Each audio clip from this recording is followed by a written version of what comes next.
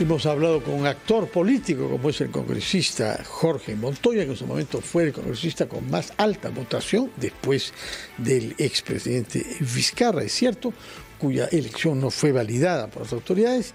El señor Montoya ha hablado como actor, en este caso promotor de una moción de censura contra el presidente del Congreso. Corresponde hablar ahora con un analista, una persona que trata de observar las cosas con método y con rigor, porque es un analista político y además el fundador de una empresa de consultoría y de asesoría Imasol, el señor Enzo Helguera. Señor Helguera, buenos días. Buenos días, un gusto estar con ustedes acá para poder conversar acerca, Fernando Mávila, de los temas en realidad que nuevamente nos hacen formar a veces parte o contraria o a favor de este tipo de modificaciones, ¿no? Estamos hablando de la aprobación en segunda votación de este proyecto que restituye el financiamiento privado a los partidos políticos. Correcto. En las condiciones en las que se ha dado, que seguramente usted nos aclarará si esta figura le parece una figura que mejora el sistema de financiamiento de los partidos, cuáles son los claroscuros de lo que se ha aprobado. Bueno, en principio lo que había era ya una regulación de aportes respecto de las ONGs, por ejemplo, que no tienen fines de lucro, y las personas naturales. Se ha incluido el veto, correcto, que tenían las empresas privadas, y esto había sido observado a raíz del caso de Odebrecht. Entonces, en esta situación se vetaron a las empresas privadas, ¿no? Y un poco se armó el fantasma ante la opinión pública también que la inversión empresarial en este tipo, digamos, de campañas o el financiamiento era o tenía una connotación negativa. Pero lo cierto es, Mávila y Fernando, que cuando tú prohíbes que determinados actores de la sociedad civil, y podemos hablar de empresas y otros, o limitas ese financiamiento, esto ocurre por debajo de la mesa, porque echa la ley, echa la trampa. Y más bien es un poco más complejo regularlo porque no está oficializado a través, por ejemplo, de una bancarización y transparentar este tipo de aportes, ¿correcto? Entonces, lo que se ha buscado o lo que muchas veces ha ocurrido es esto. Y obviamente uno al final se puede llegar a enterar por accidente o por otro tipo de informaciones cruzadas, y esto era inadecuado a mi juicio. ¿Usted conoce tanto a las empresas que asesora como a los partidos políticos que asesora, de manera que está usted calificado para dar una opinión sobre cómo va a producir, qué impacto va a tener este financiamiento privado de los partidos? Pero quisiera, abundando en las precisiones que le ha pedido Mávila, hay algunas particularidades de esta ley. Una, fija un tope máximo que las empresas pueden donar. En segundo lugar, las empresas pueden donar a varios partidos a la vez. Quiero que me haga presiones sobre eso. Y en tercer lugar, no se aprobó lo que se había propuesto inicialmente, es que estas donaciones fueran secretas, que no se sepa quién las da. Finalmente, ¿esos tres puntos a usted le parecen positivos? Bueno, me parece positivo el tema que haya una limitación y un establecimiento de montos, porque aquí hablamos de que las empresas, y en la antigüedad también ocurría así, financiaban muchas veces a más de un partido político. Esto ha sido parte de una conducta empresarial o incluso industrial, en donde algunas donaciones eran para apoyar a partidos que estaban más relacionados a la democracia y otros no, ¿correcto? Entonces, cuando regulamos esto y cuando ponemos límites y además lo bancarizamos, que es lo importante, entonces ocurre la visualización del circuito del dinero y además por transparencia también esto debería, y aquí nos cruzamos con el tercer punto, respecto al anonimato, ¿no? Ante cierto monto o ciertas cifras que se vayan a financiar, porque allí sí viene el conflicto de interés, porque la población necesita saber a quién o qué empresas están financiando a determinados partidos políticos, también para asegurarse que al final no haya un beneficio, digamos, lucrativo o de interés en alguna licitación pública y evitar ese tipo de situaciones, y que además ocurre en el financiamiento económico, por ejemplo, de partidos políticos en los Estados Unidos, ¿no? Entonces, esto es transparente y hay muchas empresas que apoyan a demócratas y republicanos a la vez, ¿no? Entonces, no debería ser esta una situación que se vea como perversa. Es decir, no está mal que se pueda financiar varias campañas. Sí, no lo veo incorrecto, lo veo transparente. ¿Sabes por qué? Porque si tú dices o lo limitas, digamos, tú puedes financiar a solo un partido político, correcto, lo va a hacer públicamente, pero nuevamente por debajo de la mesa va a tratar de impulsar otros partidos políticos, si es que lo quiere hacer. Entonces, en vez de limitarlo, hay que transparentarlo y colocarle los reflectores para ver cuál es la conducta de este tipo de empresas. Ahora, ¿no? la modificación indica que todo aporte privado de dinero que supere el 25% de una UIT, 1.337 soles, más o menos, se realiza a través de entidades del sistema financiero. Todo aquel que supere, pero digo, el caso de los aportes pitufos, por ejemplo, ¿cómo salvamos esa posibilidad? Porque, bueno, respetando este monto, puede ocurrir también, nuevamente, que entonces un monto grande se disimule a través de muchos montos pequeños. Algunos críticos habían dicho de que estos montos grandes se habían pitufiado precisamente porque el aporte en su conjunto estaba prohibido por parte de una empresa privada. Sin embargo, lo que dices, por supuesto, aquel que no quiera estar registrado o con los reflectores puede pitufiar, y allí también debería haber un límite por la cantidad de operaciones. Entonces, eso nos permitiría, ¿no?, que ante determinada cantidad de operaciones también hayan los reflectores y se exija la identificación. Creo que lo natural es que una persona así aporte 100 soles, así aporte 50 soles, lo identifique y se registre ese aporte. ¿Debe saber el partido o basta con que la OMPE sepa? En realidad debe saber el partido y también la OMPE, porque el partido no puede lavarse las manos para indicar de que ellos no son responsables y que la OMPE sí lo sabía, porque eso ocurre normalmente cuando... No, pero creo que en la norma está.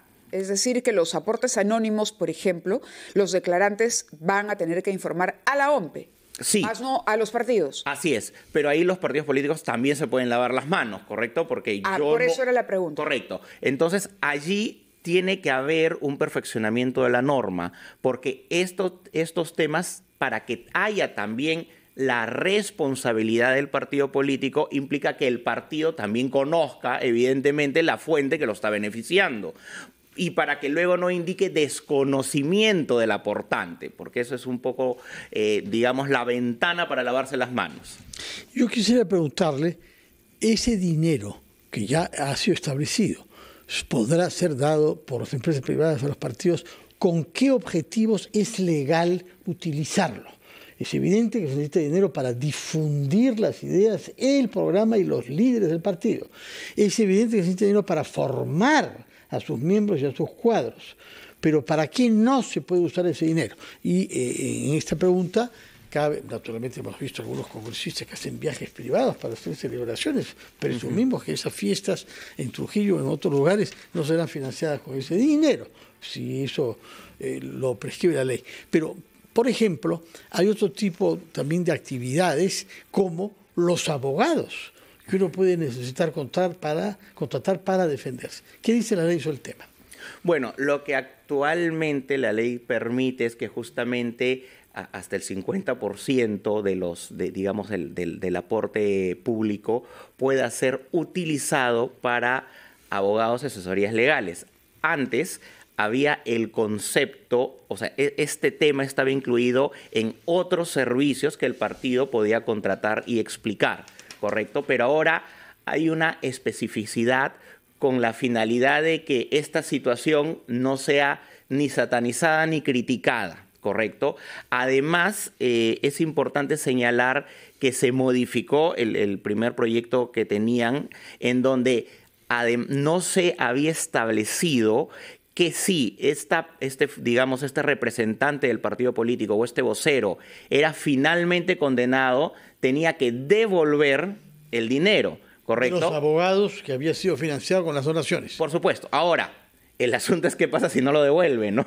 O sea, qué pasa si se declara en bancarrota por alguna situación que lo puede llevar, no sé, a perder empleo, etcétera, a aquella persona acusada, ¿no? Entonces, sí hay forma o mecanismos que esta ley debe perfeccionarse para evitar justamente la evasión de este tipo de temas, ¿no? Y que obviamente también haya la exigencia, pero tranquilamente alguien podría gastarlo y luego declarar que no puede devolverlo. Entonces, ¿qué hacemos para que ese tipo de situaciones no ocurra, ¿no? Muy bien, permítanos ir por favor a una breve pausa, escuchar a los anunciantes del RPP, retomamos con usted y lo vamos a interrogar en su calidad de politólogo, para que nos diga cómo juzga usted las nuevas leyes que se han aprobado, que han definido el marco normativo electoral y qué se puede hacer de aquí hasta abril, cuando sean convocadas las elecciones presidenciales y parlamentarias, para mejorar ese marco normativo que desde ya está causando que hayan 39 partidos inscritos y se teme que una decena más puedan hacerlo todavía de aquí hasta el mes de abril.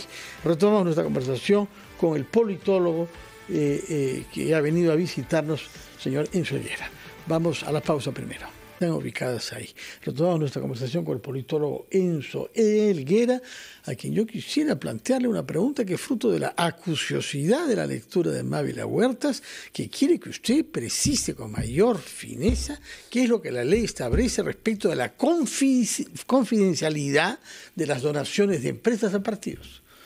Bueno, lo que se está refiriendo es que le está dando una carta blanca a los partidos políticos para, entre comillas, lavarse las manos y no tener una responsabilidad respecto de los aportes que puedan ser ingresados de manera anónima a través del Banco de la Nación, porque esto se va a informar al órgano electoral y se le va a responsabilizar a ellos si es que no detectan o no hacen la tarea de investigar de dónde proviene el aporte, que si hacemos una lógica de la misma manera, muchas veces las instituciones electorales no pueden detectar a los malos candidatos o quienes tienen algún problema con alguna infracción de alguna norma electoral que luego les permita observar el proceso de su campaña electoral. Entonces, de la misma manera, es aún mucho más difícil si le agregamos esta tarea y esta responsabilidad a la OMPE, y los partidos políticos que son los directamente beneficiados, porque de este dinero no se benefician los organismos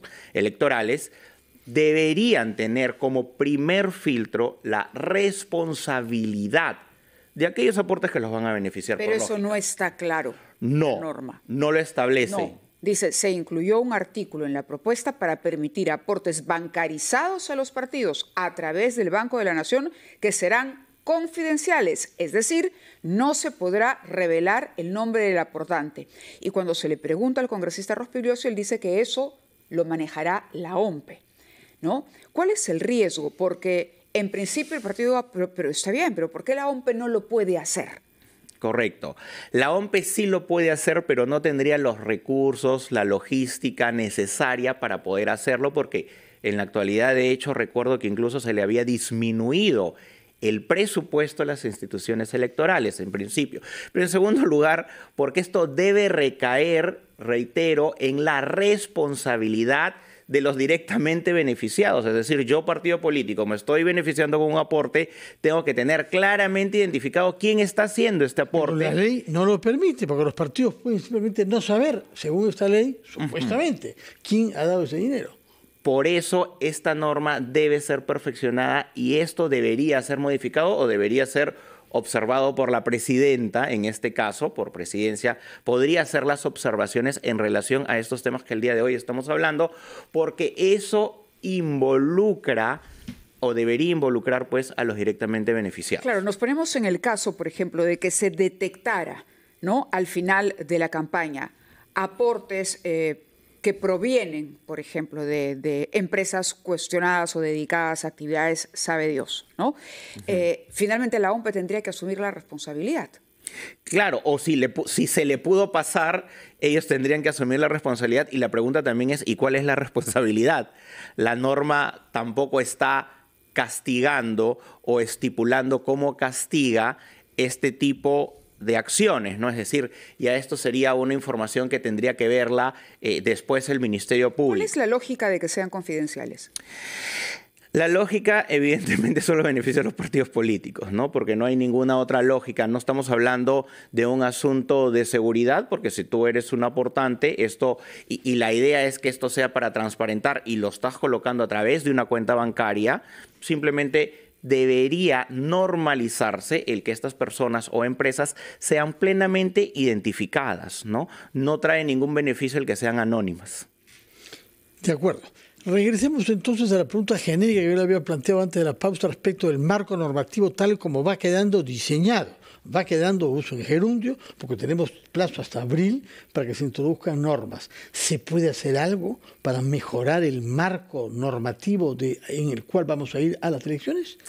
El problema, Fernando, es que quienes regulan son los partidos políticos que actualmente están representados en el Parlamento o que tienen injerencia respecto a sus partidos políticos que están creando, pero que tienen en la actualidad representación, voz y voto en el Parlamento. Entonces, el asunto es que cuando ellos son los promotores, hay muchas normas que al final en el conjunto de los partidos políticos no les conviene aprobar o no se ponen de acuerdo porque evidentemente cada uno quiere un beneficio o se busca proteger de aquello que lo pueda perjudicar.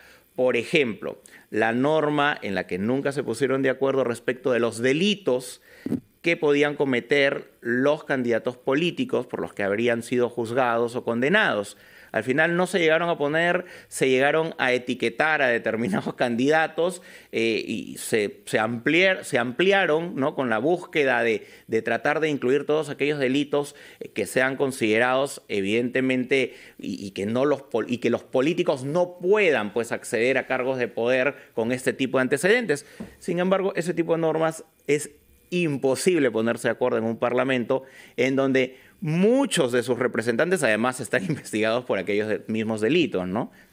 El día de ayer aquí en RPP, el señor Miguel Torres, que es asesor de la bancada más grande del Congreso, la de Fuerza Popular, dijo que un logro y una contribución era haber fijado un tope de 1% más de votos en el caso de las alianzas. Es decir, quienes decidan ir a las elecciones en alianza con otros partidos, por muchos que puedan ser, 6 u 8 coaligados, solamente aumenta de 5% a 6%, independientemente del número de los partidos que estén en alianza, repito, la valla electoral mínima para obtener elegidos. Bueno, eso lo han realizado con la finalidad de que los partidos políticos puedan agruparse y que hayan menos partidos en las listas, ¿correcto?, al momento de votar. Porque podríamos hablar, y se los comentaba, podríamos llegar a tener hasta o alrededor de 60 partidos políticos si es que todos llegan finalmente al trámite que están haciendo para su inscripción. Entonces, lo que busca esta norma es un poco agrupar partidos políticos que hayan menos representaciones, pero esto también tiene otro vicio, ¿no? Hacemos alianzas y muchas veces no es por fines ideológicos, sino por conveniencias de sumar votos. Al final en el Parlamento nos terminamos peleando, intentamos armar nuestras propias nuevas grupos políticos dentro del Parlamento y nuevamente tenemos una imposibilidad y una complejidad para poner de acuerdo a tantas representaciones. Pero eso ha pasado en este Congreso sin alianzas. Sin alianzas. Que partidos, particularmente Perú Libre, pero también Renovación Popular y otros han dado lugar a decisiones y la aparición de nuevas alianzas. Imaginémoslo con alianzas de otros partidos políticos allí, ¿no? Muy bien, Enzo Helguera, algo me dice que va a tener mucho trabajo usted en los próximos meses. De vez en cuando véngase por acá para decirnos cómo avanza tanto las normas como las prácticas de los partidos y el financiamiento de las empresas. Muchas gracias por estar acá, muy buenos días y feliz año para usted. Lo mismo para ustedes, un gusto. Gracias, buenos días. Son las 9:01. Vamos al gran resumen de la hora y regresamos.